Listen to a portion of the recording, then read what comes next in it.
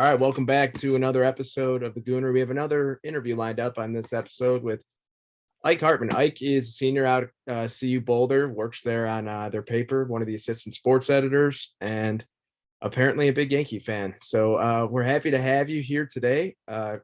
You proposed a pretty interesting question before we got the show started, and it was just like the feeling that you have when you realize athletes are the same age as you or younger than you. And it was a kick in the dick when you said that, because it's a thought in your head every single time, but you putting it out for my eyes to read was not fun, but it's a conversation that needs to be had, I think.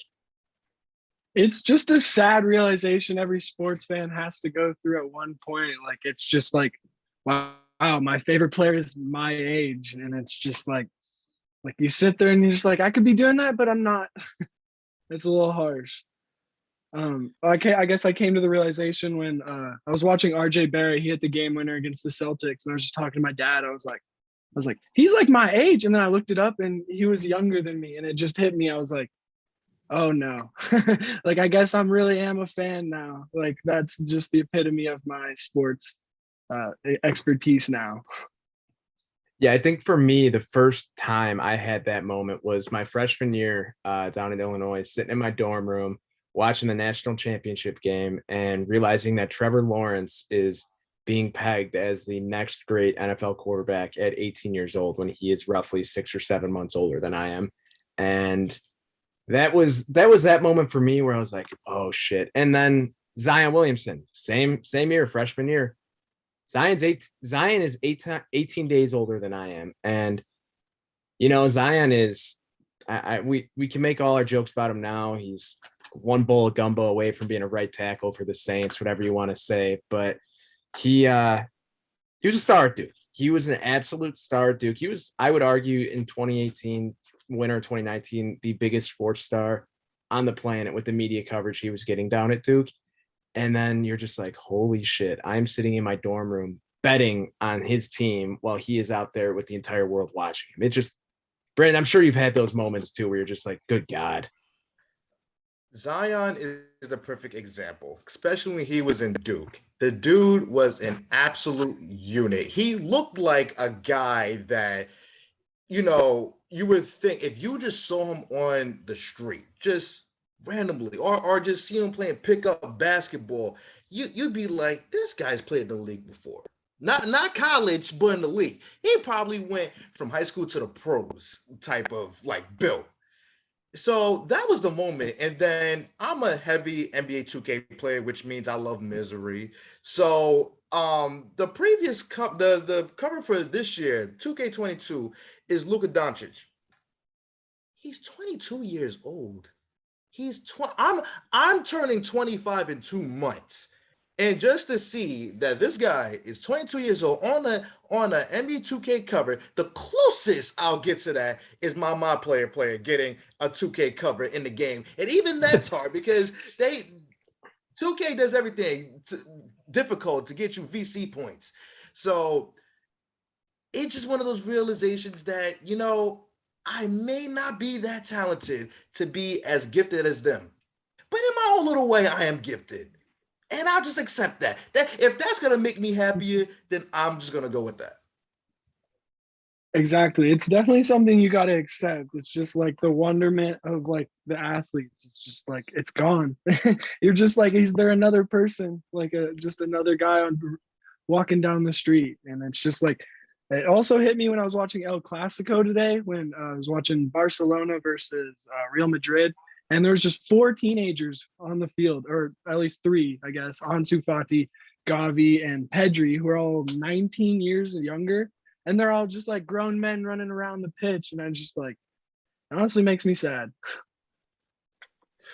And another thing that I've debated with my friends and a few of my cousins is if a player, if you're a jersey person, the only sport that I'm really wearing jerseys to a game if I'm going is baseball jersey. I like wearing baseball jerseys if I'm going to a game. But other than that, I'm really not wearing jerseys to a game. But when does it become weird to wear jerseys of someone who is younger than you? At what point are you wearing jerseys of people who have played in the past? Because my dad, my dad is a big White Sox fan, just like I am. Loves a lot of these guys on the Sox right now, but he refuses to buy a jersey because these players are younger than him. And I don't think that it's weird. I can understand it, but that's something that's a thought in the back of my head now because I think the last jersey of a current player or new player that I will buy is I'm going to buy an Io DeSumo Bulls jersey at some point just to support fellow Illini. Grew up not too far from me. I've met him before. He's a great guy. Can't, the whole city loves him, but it just it gets to that point where like, shit, is it weird that I'm 30 and I'm wearing an 18-year-old's jersey? Damn, I ain't thinking about it like that. But you know what? I won't go too deep into it. Here's why. Number one, if anybody would ask that question, simply my answer would be mind your damn business. That's number one. Number two, number two, if I get a fit off, I'm gonna get a fit off. I'm not thinking about the number. I'm not thinking about the name. If I get a fit off, then that's all I really care about. Because if I think too much into things like that, I'm gonna depress myself. I am not gonna be in the business of depressing myself.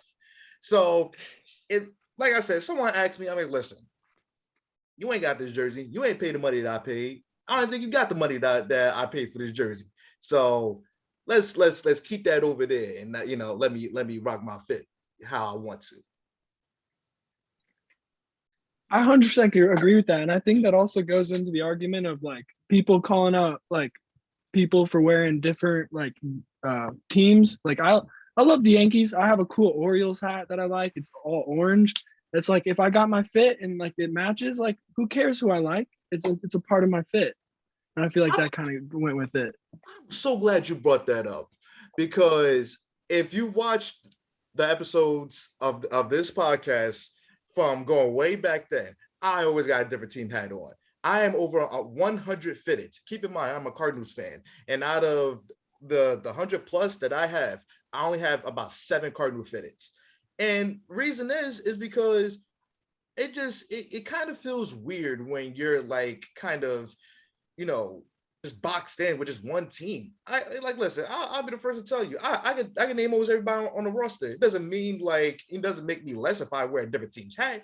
Now, if I don't want to offend you, but wearing a rival's hat, I'll never do. That's crossing the line. But if you feel like a hat is going to go well with whatever you're wearing, I say wear it. There's nobody that is worth your judgment, and honestly, who cares? That's just me. A lot of people think differently, but who cares? Exactly. It's like I'm a fan of baseball just as much as I'm a fan of the Yankees. Like I love baseball caps to the point where I'm gonna wear anything. And here's my point on the Orioles hat. I wouldn't wear a Red Sox hat ever. Wouldn't wear a Rays hat ever. I won't wear someone where I feel like, oh, they're competitive enough to like be a rival to the Yankees where I wouldn't wear their hat.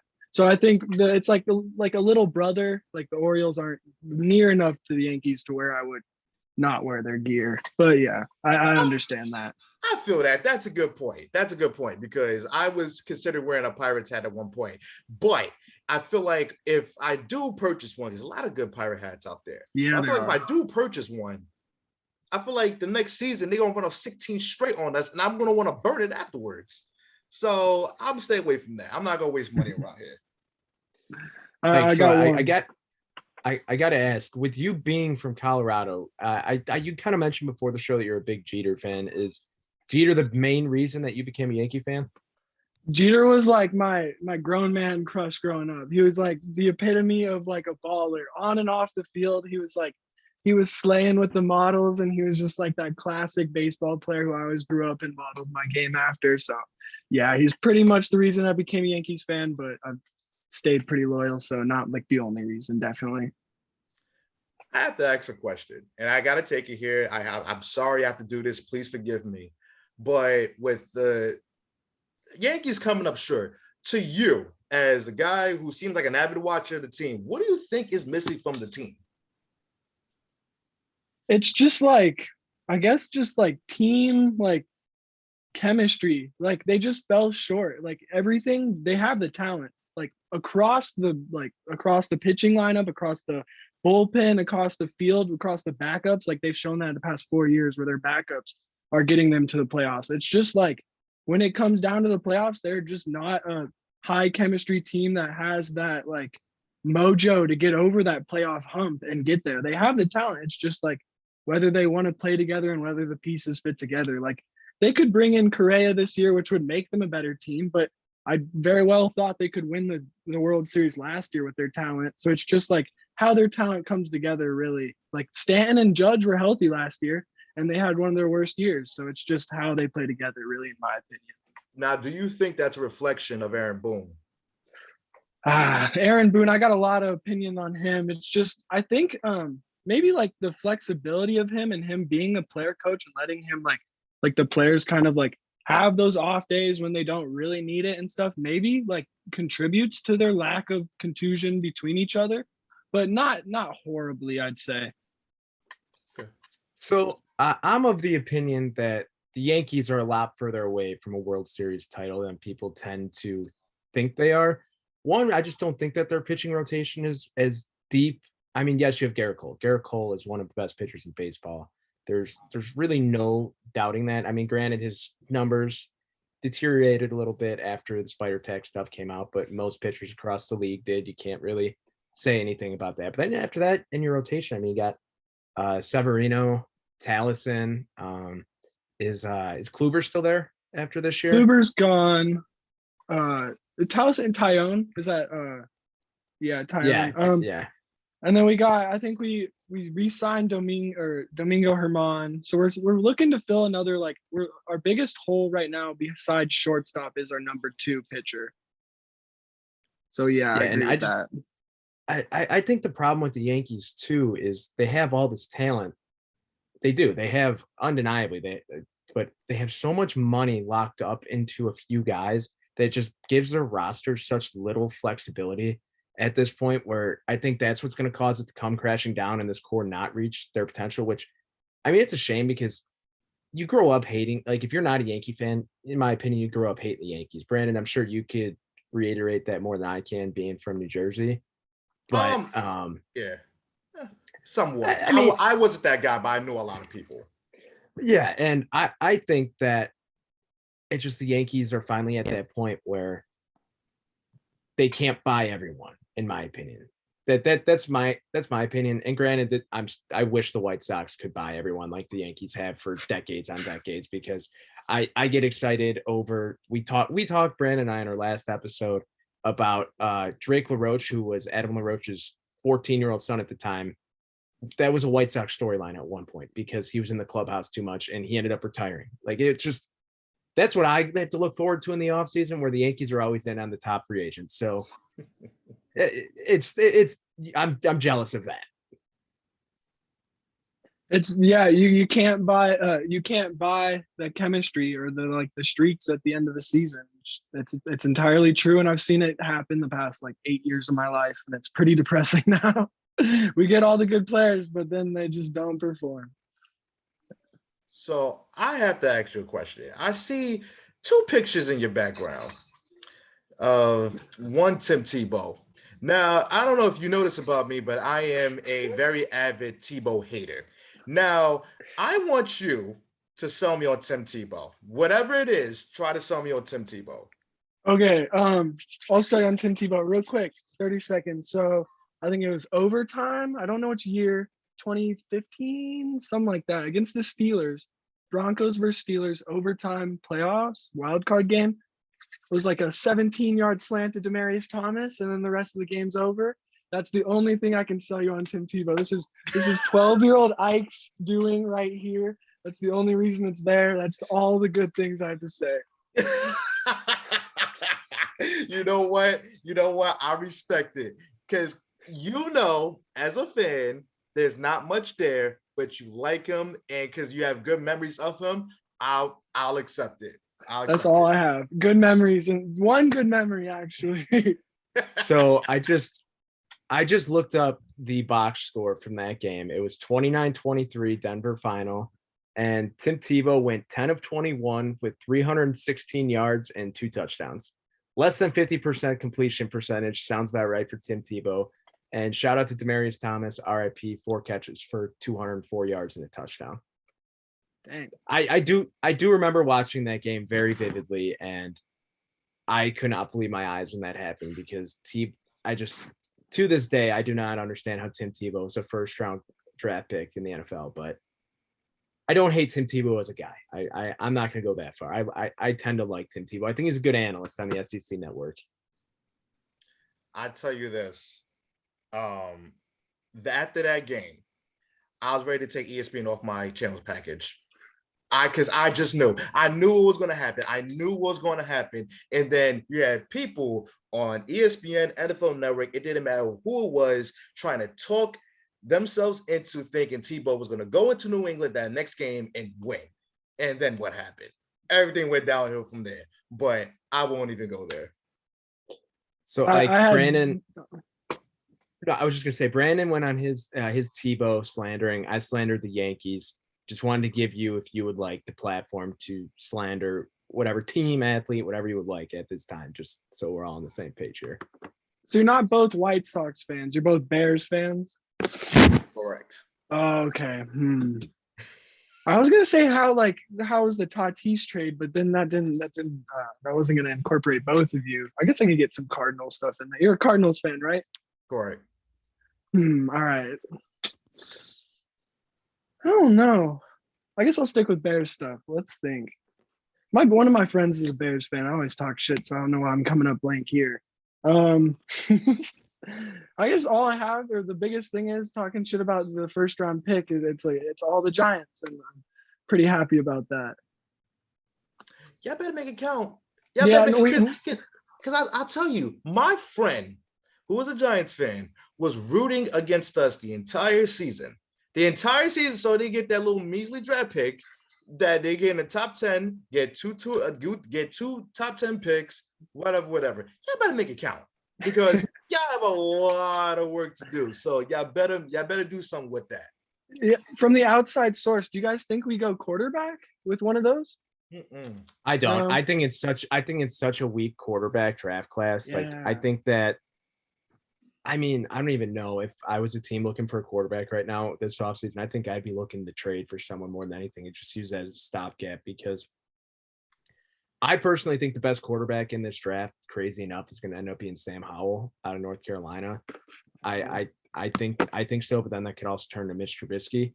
I think Pickett. I think Pickett is going to be pretty decent as well, but and then Matt Corral too. I mean, Matt Corral has all the talent in the world. I think he just needs to get into the right situation. And Brandon, I know you sent me a tweet the other day about Lane Kiffin potentially taking the Vikings job and linking Matt Corral to the Vikings. That I don't know how closely you follow,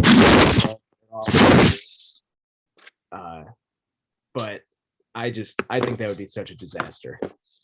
I will laugh. I mean, listen. I like Matt Corral. I think he's one of those guys that you would probably have to wait on. He's a good quarterback, but he seems like a little bit of a project. But it's kind of the same thing with linking Ryan Day to the Bears. It doesn't make all that much sense. Listen, I'm not going to say to be that guy to judge, a season or two of the NFL on a guy who jumped from the college ranks. It's kind of unfair. But I do think that in the position of the Vikings, who don't have a bad football team on paper, I think getting a guy from the college ranks would probably be the worst thing possible. It's not a Lane Kiffin thing. It's just a matter of who should they target thing. So maybe that's not the case. But I do want to touch on something real quick. So, Ike, I have to ask you, do the Giants have a second round pick? I'm not 100% sure. I think so. Let me look that up real quick. Because if they do have a second round pick, I do see this as a draft where maybe 3 or 4 quarterbacks are going to be taken. So the top 3 I would say is Sam Howell, Kenny Pickett, and Matt Corral. And then you have the bottom half, where it's Desmond Ridder, Malik Willis, and Carson Strong. Now, if the Giants are going to make a good amount of moves in free agency, who's to say the Giants don't take a quarterback with that second round pick if you do have it? Or I was bringing this up to my friends. What if Mitchell Trubisky backed up Daniel Jones and they compete? How would you feel about that? Honestly, I was going to ask you guys if you felt who you felt was better, Mitchell Trubisky or Daniel Jones. Because honestly, I think they're like along the same pages of just like high drafted quarterbacks who have really underperformed from their position in the draft. So I think Daniel Jones, I think he still has a lot of potential, and I might be an idiot for that. But then again, I think Mitchell Trubisky probably still has a lot of potential if he gets put in the right situation. Mitch showed us a lot of flashes in his time in Chicago, and you ended up seeing how inept Matt Nagy was throughout his entire tenure. So not his entire, I can't say that. 2018, I will ever hold a special place in my heart. Don't be so nice. Don't be so nice. Because I'll say all 3 years. I'll say all 3 years. but it's, I would still probably rather roll with Daniel Jones, I think. But if I am the New York Giants right now, I'm not optimistic about the quarterback situation moving forward. And granted, you usually want to include your young quarterback in the head coaching decision if in a situation like this, when you fire your head coach and Joe Judge, and there's no shot in hell they consult Daniel Jones on who he wants to come in and be the head coach. No way. The Giants have 36, by the way, so they do have a second rounder. Interesting. Honestly, I had all the faith with Daniel Jones like the last 2 years. I have his jersey in my closet, and just this year, their whole offense was horrible. Starting with Jason Garrett, I'm glad he got fired. Freddie Kitchens stepped in for a little bit, but yeah, no, their whole offense was a dumpster fire. So I do think I could see Daniel Jones having a comeback year, as you say, or just like come back at all next year. So I have one more Giants question. Personally, what would you do with Saquon Barkley? This is the toughest one. So honestly, I've become a really big fan of having like multiple running backs in the backfield, like just rotating them because of like such a high injury and like just high action spot. So I wonder, like, depends on what he's looking for, because like, like it's his contract year, and so if he like continued with the stuff last year with his success from like the previous years, I would say pay him, but like it's just such a tough decision this year. Like I definitely would want to work with him. He's got the talent. It's like our offense was a dumpster fire. He was part of it, but I would try and pay him, but not as much as like you would expect from 2 years ago. Like, what do you guys think on that? Like, how would you try to retain that? Because I feel like you can't let that player go too. Saquon Barkley is the face of the Giants. Yeah, I was just going to say Saquon is the face of the Giants franchise, in my opinion. And I don't even think it's really close, quite frankly. But I think you have to like have that realization moment that if you give him a massive contract, you are going to end up derailing your franchise for the entirety of that contract, because he's not going to stay healthy. And it sucks, because if you look back at 2018, Saquon's rookie year, it was absolutely unbelievable watching him. He was operating at such a high level that I was just excited to see how the rest of his career was going to go. I mean, and you wonder, almost as crazy as it sounds, like the Zion thing. Saquon is so large and so strong and so fast that you wonder if it just takes that, if it just adds more wear and tear to his body, because he runs with such an intensity. He cuts so quickly. Adrian Peterson. Yep. But if I'm a Giants fan, I mean, I want Saquon to be there, because if he can stay healthy and put it all together, it's a top 3 back in the NFL. And like I mentioned, derailing the franchise with the contract, the Panthers are now exploring options to trade Christian McCaffrey because he hasn't been able to stay healthy. And you see how much that contract can be a hindrance, as special of a talent as they are. Like, just looking back at like all the running backs who've gotten huge contracts, like just some of the failures in the past, like DeMarco Murray, who was at the Rams who got the huge contract, who's gone now. Todd Gurley. Yeah, like they get huge contracts because they earned them, and then they just don't play the same level at all. And it's crazy. Yeah, Barkley, this is definitely a prove year for Barkley. But one thing I do want to see from him is I've noticed he is a really good east and west runner. But if you tell him to run between the tackles, he is just another running back. He's just the guy that you bring off the bench. And I don't want to disrespect him, but at the same time, for a guy that was picked in the top 5, a running back being picked in the top 5, you got to know how to run in every single way. We know he can receive out the backfield. We know he's a home run hitter, but everything needs to get put together this next season, or else he's not getting paid by the Giants. And I don't know who is going to pay him the money that he's going to be demanding. I totally agree with that. Like he hasn't been really overall like successful since his rookie year. Like looking from like a standpoint of his projections. Yeah, and I mean, I saw a crazy stat the other day that Devontae Booker finished, I think, like 25 yards behind Saquon this year in overall yards, and that's got to be unsettling as a Giants fan to see that.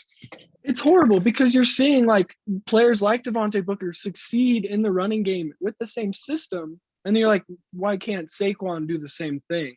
And it's kind of like it's not looking good on his part, but I don't know. And looking back at that too, I don't think the Giants should regret drafting him because you saw how talented he was. You saw how good he was his rookie year before getting hurt. And it looked like a home run selection, in my opinion. I know people don't like drafting running backs early, but in that case, I thought they made the right call. And it sucks to see from an outside perspective. It honestly does, because the league's better when you have more exciting young running backs throughout the entire league.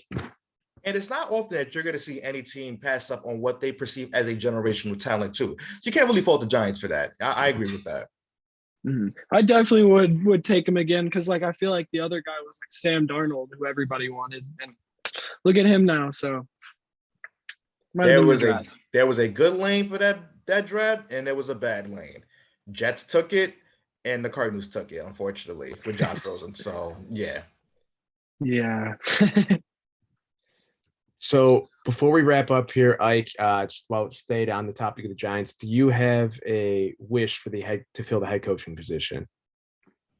Oof. Honestly, I have more of a wish for the general manager position. I saw that they were looking at, I think the Bills, one of the Bills like higher up managers or somebody, and he was like been really successful for the past 6 years. So I was really looking at him, and I honestly haven't really thought about the head coaching job all too much and who would come in.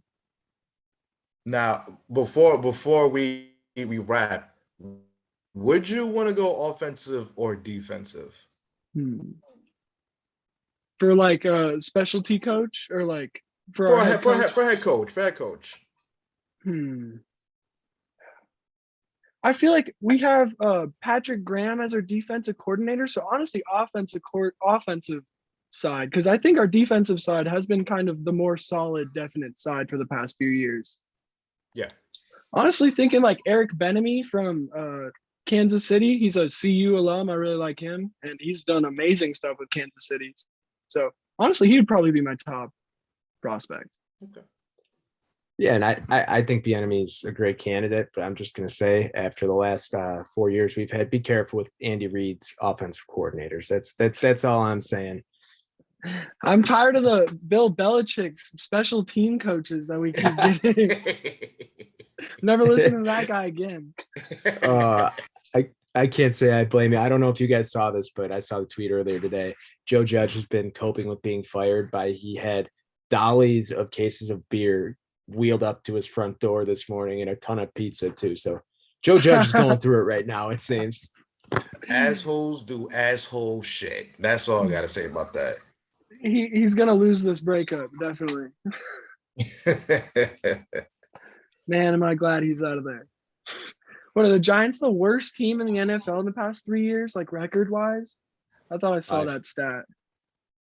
I don't know if it's record-wise, but if you look on the field, you would probably be convinced that they were. Yeah, that's definitely true. Yeah. All right, so on that note, we're going to wrap this thing up. Ike, do you have anything you'd like to plug, anywhere our listeners could follow you at just before we wrap up? Just check me out on Twitter at Ike Hartman, IkeHartman. You'll find my stuff, and that's pretty much it. Thank you so much, guys. This was a lot of fun. Absolutely, my man. All right. Thanks for listening. If you made it this far, don't forget to like, share, subscribe to the show, and we'll see you next time.